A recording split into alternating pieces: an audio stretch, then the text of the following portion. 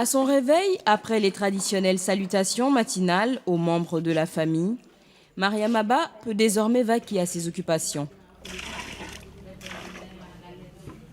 Laver son linge, faire la vaisselle ou encore balayer la cour familiale. Ces activités du quotidien font partie de l'éducation des jeunes filles dans la communauté rurale de Mampatim, à 86 km de Kolda, une ville du Sénégal située en Haute-Casamance au sud du pays. Kolda est le chef-lieu de la région et du département du même nom.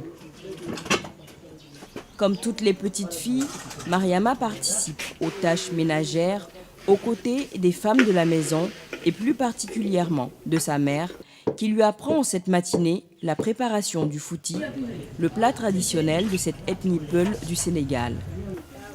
Ici, comme dans beaucoup d'endroits en Afrique, la fille doit être rodée aux tâches ménagères. Si j'apprends à Mariama les tâches ménagères, c'est pour qu'elle puisse faire la même chose que moi lorsqu'elle sera chez son mari. Comme ça, elle pourra s'occuper de lui et de ses enfants. C'est pour cela que je lui apprends à faire tout ça, pour qu'elle puisse bien s'occuper de son ménage quand elle sera mariée. Une femme doit aller à l'école, mais savoir s'occuper de sa maison en tant que femme et mère, c'est tout aussi important. Sous cet air fragile et timide se cache pourtant un vrai leader. À seulement 11 ans, Mariama est l'une des figures de la lutte contre les mariages précoces, les grossesses précoces, les mutilations génitales féminines et autres violences basées sur le genre. Un ensemble de défis qui touchent Mampatim et généralement les régions sud du Sénégal. Selon l'étude de démographie et de santé de 2017 dans ce pays, 16% des adolescentes de 15 à 19 ans ont déjà commencé leur vie féconde. Dans les régions de Kolda et Tambacounda, également dans le sud du Sénégal, ce taux atteint 30%. Ces deux régions enregistrent également les taux les plus élevés des filles de moins de 14 ans, victimes des mutilations génitales féminines, avec 44% à Tambacounda et 35% à Kolda. Grâce à son engagement contre les mariages précoces, les grossesses précoces et l'excision, Mariama a été portée le 6 avril 2019 à la tête du club des jeunes filles leaders de Mampatim. Nous, les jeunes filles, nous nous battons pour rompre avec les anciennes pratiques, c'est-à-dire les grossesses précoces et les mariages précoces. Nous avons juré devant nos parents de ne pas tomber enceinte jusqu'à l'âge du mariage ou jusqu'à ce qu'on ait un mari. Et en retour, nos parents nous ont promis de ne pas nous donner un mariage jusqu'à un âge raisonnable pour nous permettre de poursuivre nos études. L'initiative des clubs de jeunes filles leaders a été développée en 2014 par le Centre Conseil Adolescent de la région de Tambacounda avec l'appui de l'UNFPA, le Fonds des Nations Unies pour la population, en réponse aux engagements pris lors de la conférence internationale pour la population et le développement tenue au Caire en 1994. Cette initiative s'inscrit dans le cadre de la mise en œuvre des 3 résultats transformateurs de l'UNFPA visant 0 décès maternel évitable, 0 besoin non satisfait en planification familiale, 0 violence basée sur le genre et pratiques néfastes à l'horizon 2030. Objectif, lutter contre les grossesses précoces et les mariages d'enfants et renforcer le leadership des adolescentes et des jeunes filles. Le Centre Conseil Adolescent de Kolda s'est rapidement approprié l'initiative du Club des jeunes filles leaders. Mieux, il a développé autour des clubs un concept innovant, le New Deal ou pacte communautaire. Il s'agit d'un pacte entre les clubs de jeunes filles leaders, les parents et les marraines de quartier, encore appelées Badjenougor, pour atteindre l'objectif 0 grossesse au sein des clubs de jeunes filles leaders. Le New Deal est fondé sur 3 piliers. D'abord, l'engagement des parents à ne pas marier leurs filles avant 18 ans. Ensuite, l'engagement des filles à ne pas tomber enceintes avant le mariage. Et enfin, le leadership des filles renforcé dans la prévention et la prise en charge des besoins des adolescentes et jeunes. L'évaluation de cette initiative a révélé des changements positifs en termes d'adoption de comportements favorables, de prévention et prise en charge des cas de violence basés sur le genre, de la promotion de l'utilisation des services de santé sexuelle et reproductive par les adolescents et jeunes et de l'émergence d'un leadership féminin au niveau communautaire. La visite à domicile est l'une des activités phares du club. Une occasion pour les filles de sensibiliser les parents sur des sujets aussi délicats que les mutilations génitales féminines, les grossesses précoces ou, comme cet après-midi-là, les mariages précoces. Nous nous réjouissons de ces clubs. C'est d'ailleurs une fierté de voir ces filles parler et s'adresser correctement à leurs parents. Nous voulons vraiment que nos filles réussissent. Aujourd'hui, nous prenons l'exemple de vous qui êtes journaliste. Si vous venez faire ce travail, c'est parce que vous avez étudié. Donc, c'est une fierté de voir également nos filles réussir. Mais ce n'est pas toujours facile de voir des filles ramener des notes de 3 sur 20, 2 sur 20. C'est difficile. Les fournitures coûtent cher. Vous voyez, les conditions de vie ici ne sont pas fameuses. C'est pourquoi nous exhortons nos filles à bien travailler à l'école. Et nous également, on a compris que donner nos filles tôt en mariage constitue réellement un danger. C'est pourquoi nous avons entendu le message et nous avons commencé à rompre les anciennes pratiques.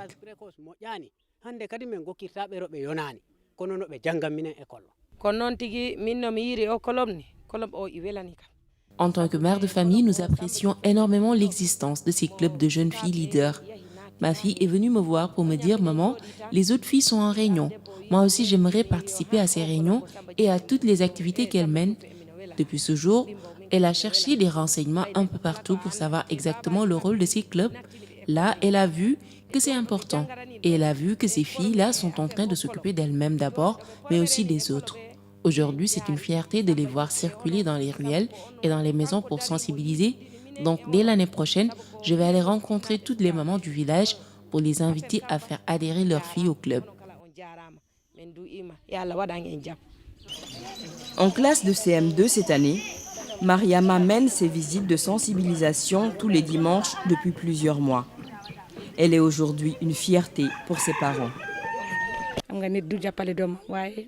Depuis qu'elle a adhéré au club, lorsqu'elle a une réunion, comme c'est le cas tous les dimanches, Mariama me demande d'abord la permission et je lui accorde cette permission. Quand elle finit, elle revient à la maison pour m'aider dans les tâches ménagères. Ensuite, elle va étudier ses leçons, puis elle va se coucher. Le plus souvent, elle me dit « Maman, mets-moi le réveil très tôt le matin, j'ai une leçon à apprendre. Comme ça, je vais pouvoir l'apprendre et t'aider dans le travail de la maison avant d'aller à l'école. »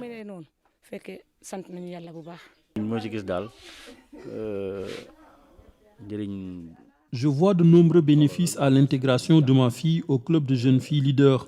En plus, avec son jeune âge, je ne savais pas que Mariama pouvait avoir l'intelligence et le leadership pour diriger des filles plus âgées qu'elle. Rien que ça, c'est une victoire. Je pense que c'est une belle initiative et une cause noble qui les protège. C'est une victoire pour tous les membres du club et les autres parce qu'avant, nous avions peur des dérives et c'est aussi pourquoi nous donnions tôt nos filles en mariage. Mais grâce à cette initiative, elle lutte elle-même pour l'abstinence jusqu'au mariage. C'est une très bonne chose, je suis très content. La tante de Mariama est aussi engagée dans le New Deal. Yaya Diallo est une marraine de quartier. En tant que relais communautaire, elle est chargée de mener des causeries sur la santé sexuelle et reproductive des jeunes sur les places publiques.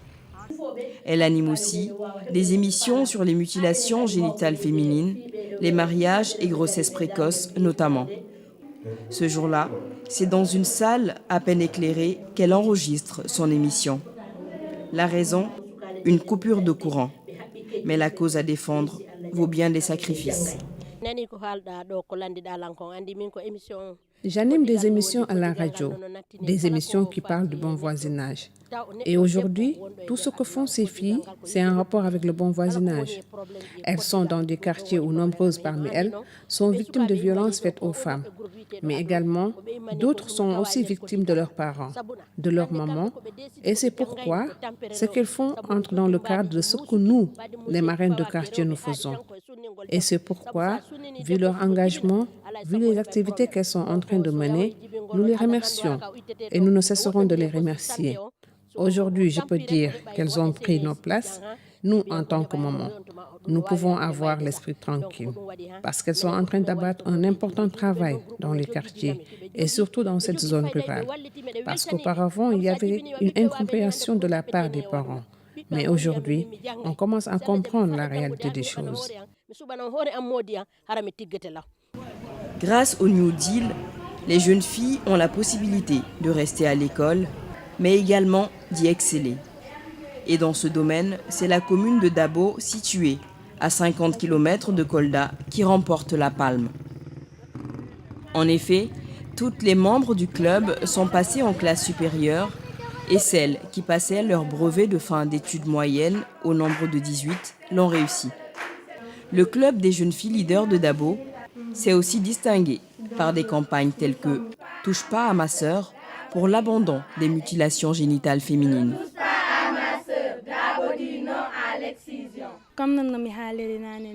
Depuis qu'on a mis en place le club de Dabo, nous avons mené des activités de sensibilisation au niveau de notre localité. Nous échangeons avec nos papas et mamans, surtout avec les femmes exciseuses. Et nous leur parlons des conséquences. Par exemple, comment les filles excisées peuvent vivre avec les séquelles de cet acte. Depuis que les mamans ont compris, elles ont changé d'avis d'ailleurs. Ce sont elles-mêmes qui nous rappellent maintenant pour nous dire « Ma fille, ce que vous êtes en train de faire, c'est une bonne chose. Je vous félicite pour ça. » D'ailleurs, avec la campagne « Touche pas à ma sœur », elles nous ont dit qu'elles nous félicitent et que c'est une bonne chose. En plus de cela, les membres du club ont sensibilisé les gens en leur prévenant qu'ils seront dénoncés et punis par la loi s'ils pratiquent les mutilations génitales féminines. Et cela dissuade vraiment. Depuis l'installation du club des jeunes filles à Dabo, nous avons vu vraiment un grand changement. Parce qu'avec l'appui de l'INFPI et en collaboration avec le CCA de Kolda, vraiment, il y a une forte réduction pour ce qui concerne l'excision au sein de notre commune. Parce que les femmes qui menaient cette pratique, aujourd'hui, elles sont venues se dénoncer pour dire que vraiment, elles ont abandonné. Parce qu'elles ne savaient pas les inconvénients de cette pratique. Aujourd'hui, vraiment, nous, avec le club des jeunes filles, je les tire chapeau parce qu'elles ont mené des activités de sensibilisation et ceci a permis à la population d'être au parfum de ce fléau qui est en train de gangréner notre société. C'est un chemin difficile que nous empruntons pour nous rendre à Sibirikanto, un village situé à 37 km de Kolda. Après 8 km de piste, nous apercevons les premières cases du village. Nous sommes exactement à 5 km de la frontière avec la Guinée-Bissau. Nous venons assister à l'installation d'un club de jeunes filles leaders en milieu rural. Pour l'occasion, tout le village s'est mobilisé. Après les salutations d'usage, l'imam du village formule des prières pour le succès du club. Vous savez, l'installation des clubs obéit à des règles. Et ces règles-là, la participation communautaire est très importante au niveau de ces règles-là. Pour qu'on puisse installer, il faut une visite de prospection pour expliquer aux parents et aux jeunes filles l'importance du club et ce qu'on attend de les règles et les interdits. Maintenant, après cela, on laisse à la communauté le choix de choisir les filles qui répondent à ces critères. C'est la communauté qui choisit les filles, c'est la communauté qui aide les filles à installer leur bureau. Et à chaque club préconçu, il y a une badjonogor qu'on colle à ce bureau-là pour permettre d'avoir au moins une onction communautaire. Parce que la badjonogor, c'est une personne responsable dans la communauté, c'est une personne qui a une certaine importance et une certaine crédibilité au niveau de la communauté parce qu'elle est au courant de beaucoup d'autres informations liées à la santé de la reproduction, mais aussi elle fait assez de médiation.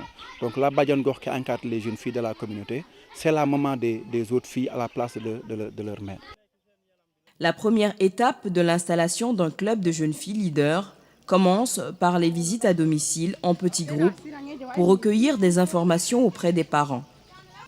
Sur cette fiche seront mentionnées les informations telles que la date, le nom, l'âge des parents, leurs connaissances sur des sujets tels que les mutilations génitales féminines, les mariages et grossesses précoces, ainsi que leur attente par rapport à l'adhésion de leur fille au club.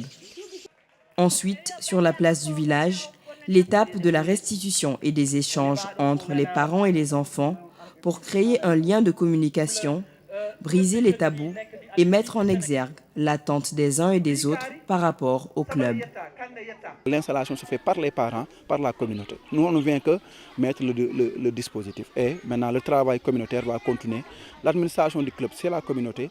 L'organisation du club, c'est la communauté. Le choix des membres, c'est la communauté. Et la continuité, c'est la communauté. Nous, on revient uniquement pour former. Et la formation va se faire au niveau de la communauté. On ne les amène pas à Kolda ni à Thiès, à Dakar. On les trouve sur place. On va les former pendant 3 jours sur la santé de la reproduction, sur le développement de l'enfant, sur la nutrition, sur le genre, sur le WASH et sur le leadership et les questions liées aux violences sexuelles. Et maintenant, les parents restent sur place, encadrent ces filles-là et participent à la formation parce qu'il y a ce qu'on appelle des réalités culturelles. Et ces réalités culturelles, on ne veut pas venir les briser parce on ne veut pas créer une rupture au niveau entre les filles. Donc ce qu'on veut, c'est au moins que les 2 générations puissent communiquer. C'est ça qui fait que les clubs sont confiés à la communauté. C'est la communauté qui fait tout. Nous, on ne vient que les expliquer et maintenant participer à l'installation. Les clubs de jeunes filles leaders sont constitués de filles scolarisées et d'autres qui ne le sont pas. Pour ne laisser personne derrière, l'UNFPA, le Centre Conseil Adolescent de Kolda, avec l'appui du Canada à travers son projet Amélioration de la santé et du bien-être des femmes et adolescents du sud du Sénégal, assure des formations à tous les membres du club. Celles qui vont à l'école, on les renforce dans leur leadership, dans leur communication, dans leurs études, pour leur permettre d'être leaders au niveau des établissements scolaires, mais aussi de pouvoir comprendre qu'ils doivent montrer le bon exemple pour que les autres ne puissent pas les critiquer ou bien dire autre chose. Au niveau de celles qui ne sont pas à l'école, on essaie avec le club, avec les parents, de leur trouver des centres de formation. Et l'UNFPA paye les inscriptions, les fournitures, le transport par rapport à ces jeunes filles-là qui sont dans les centres de formation. Pourquoi? Parce que simplement, une fille qui n'est pas à l'école est très vulnérable. L'amener à apprendre un métier permet à cette fille-là de pouvoir comprendre réellement son potentiel et de pouvoir au moins s'autonomiser. C'est Diena Bambalo, 16 ans, qui a été choisie comme présidente du club des jeunes filles leaders de Sibiri-Kanto. Dans 1 an, elle passera la main à une autre qui sera choisie parmi les filles et adolescentes de 10 à 24 ans. Nous quittons Sibiri-Kanto pour nous rendre à la boutique de droit de Kolda, une structure de l'Association des juristes sénégalaises qui accompagne gratuitement les filles et les femmes victimes de violences basées sur le genre. Avec le Centre Conseil Ado, nous avons un partenariat d'accompagnement juridique et judiciaire dans la mesure où le CCA nous réfère des situations de mariage qui ont été scellées. Et nous, notre travail, c'est d'appeler les parents tout d'abord, de leur rappeler les dispositions juridiques de protection que prévoient les conventions internationales, sous-régionales et internes, les lois nationales par rapport au mariage des mineurs.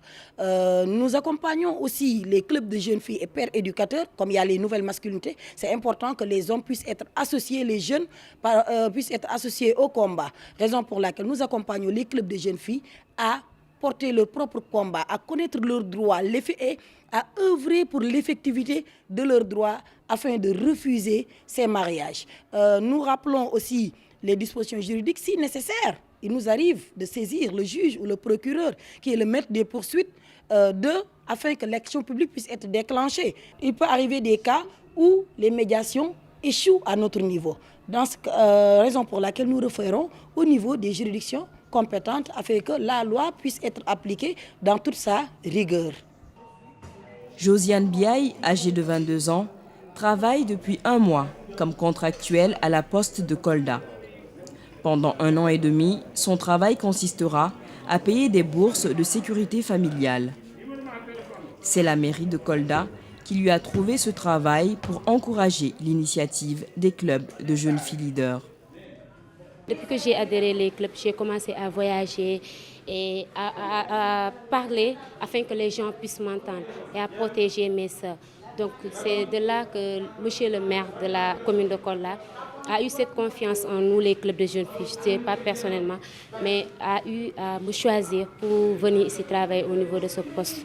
Donc je me dis que maintenant que j'ai eu ce poste au niveau de Kolda ici, donc j'ai commencé à être autonome, indépendante. Voilà, du coup, j'aimerais aider mes parents, surtout ma maman qui est fatiguée, l'aider, l'encourager à avoir plus de confiance envers moi, surtout sur la construction de notre maison, parce que je vais y mettre ma participation. Nous, au niveau de la mairie de Kolda, nous considérons le club des jeunes filles comme étant des partenaires. Et dans ce partenariat, j'avoue en tout cas que c'est du win-win. Parce que autant la mairie les appuie, autant elle est aussi appuie la mairie à travers ce qu'elles sont en train de faire sur le terrain en termes de sensibilisation et de promotion de comportements vertueux.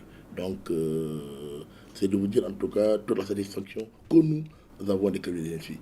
Et quand on parle également des clubs de jeunes filles, on ne peut pas ne pas remercier le coordonnateur du centre conseil ado qui les accompagne techniquement, qui les organise, les accompagne et les oriente. Je pense également c'est important.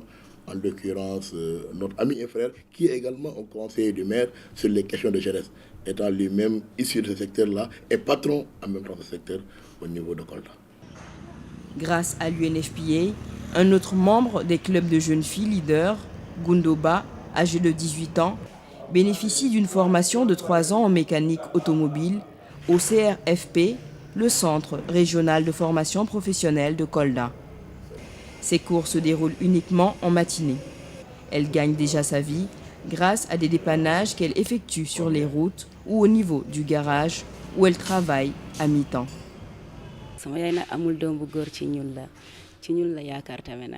Ma maman n'a que des filles. Elle ne compte que sur nous. Elle travaille dans un restaurant. Depuis, j'ai commencé le métier de mécanicien et je n'envie personne parce que je gagne ma vie comme tout le monde. C'est mon travail. Je ne tends pas la main. Ma mère est fière de moi aujourd'hui. Ça n'a pas été bien perçu au départ. Les gens me disaient que c'était un métier assimilé au banditisme. J'ai débuté dans le garage de mon oncle.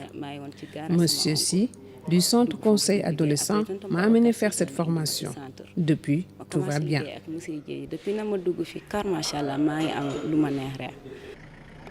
Toujours dans le domaine de l'autonomisation des jeunes filles, nous nous sommes rendus à Amdalaï Djega, situé à 25 km de Kolda.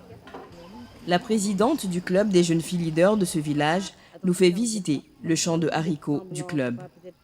La terre leur a été prêtée par son père, le chef du village. Ce soutien communautaire permet la cohésion sociale et une appropriation du club au niveau communautaire. Au nombre de 27 personnes dans ce club, elles sont aussi appuyées à travers des dons d'engrais par le projet PINK de la coopération canadienne. Nous partageons la récolte en 3 parts. La première partie, nous la vendons en mettant l'argent dans notre caisse. La deuxième partie est réservée au poste de santé de notre village pour lutter contre la malnutrition. Et la dernière part est dédiée à l'achat de semences pour semer l'année prochaine. C'est une activité très bénéfique parce que notre caisse a toujours de l'argent et de l'argent qui augmente au fur et à mesure. L'argent de la caisse, par exemple, sert à aider l'une d'entre nous qui a un besoin ou une urgence que ses parents ne peuvent pas régler à cause de la pauvreté. Nous avons par exemple des cas de jeunes filles orphelines. Nous prenons l'argent de la caisse pour l'aider ou bien on va acheter des fournitures scolaires que nous partageons et chacune des membres du club en bénéficie. Récemment, la ministre de la Jeunesse s'est rendue au centre conseil adolescent de Kolda pour soutenir l'initiative des clubs de jeunes filles leaders. La ministre de la Femme et la représentante de l'UNFPA au Sénégal ont également effectué une visite de terrain en ce sens. Le club des jeunes filles, c'est une initiative vraiment très novatrice et originale parce que ce club a permis de créer un concept qu'on appelle le New Deal et qui permet de rapprocher la communauté des jeunes filles, qui a permis de signer un pacte, convenir d'un pacte social qui permet aux jeunes filles de rester à l'école aussi longtemps que possible, tout en évitant de tomber enceinte, ce qui est une phobie des parents la plupart du temps. Et grâce à cette initiative de club de jeunes filles, nous avons réussi progressivement en collaboration avec, bien sûr, le ministère de la Jeunesse, le ministère de la Femme, le ministère de la Santé. C'est une initiative multisectorielle à faire baisser les grossesses des enfants, les grossesses des filles, à faire en sorte que les filles puissent rester plus longtemps à l'école et même faire avoir des résultats très encourageants parce que cette année, il y a eu 100% au bac technique. Et également, ça a permet aux jeunes filles de fréquenter plus souvent les centres de santé de façon à avoir les informations et les services nécessaires parce que, comme on le sait, à leur âge, les besoins sont multidimensionnels. Au total, 80 clubs de jeunes filles leaders ont été installés dans la région de Kolda. En rajoutant les régions de Tambacounda, Bour, Vélingara, Sédhiou, Ziguinchor et Bakel, il y a 247 clubs au Sénégal qui totalisent 8125 jeunes filles signataires du New Deal. Aucun cas de grossesse n'a été enregistré parmi les membres des clubs de jeunes filles leaders.